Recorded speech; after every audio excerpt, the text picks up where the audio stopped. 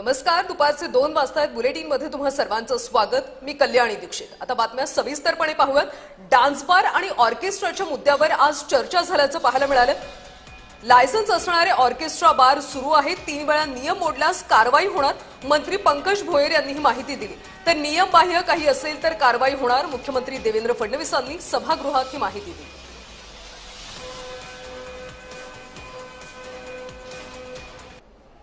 एकदा पनवेलला जा आणि दिवसाचे एकदा जाऊन बघा.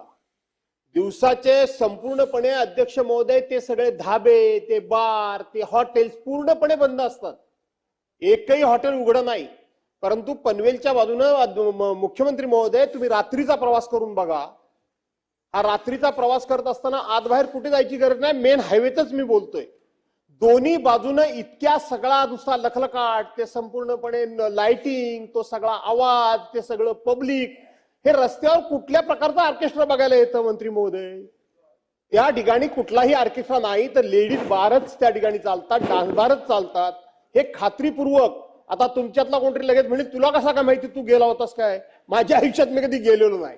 पण दिवसा एकदा जा आणि रात्री एकदा जा, आपल्याला आपोआप फरक जाणवेल. काही वेगळी चौकशी करण्याची गरज नाही.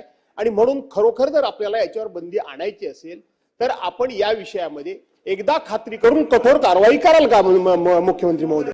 या सभागृहाचा जो उद्देश होता तो पूर्णपणे 100% बंद करायचाच होता.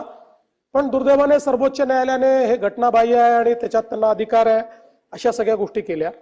पण आता कोणालाही लायसन्स डान्स बारचा नाही, आता ऑर्केस्ट्रा बारचा लायसन्स आपल्याकडे आहे. त्याचे काही नियम आपण केलेले आहेत की ज्या नियमांमध्ये ती जागा किती असली पाहिजे, कोणालाही पैसे उडवता येणार नाही, अशा अनेक वेगवेगळ्या प्रकारचे, म्हणजे पैसे उडवले तरी त्याला गुन्हा समजला जाईल असं आता आपल्या कायद्याप्रमाणे आपण केलेलं आहे.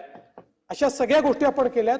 तरी देखील आपण जे सांगता ती वस्तुस्थिती तपासण्यात येईल. कारण आमच्या इकडे अनेक वेळा अशा तक्रारी येतात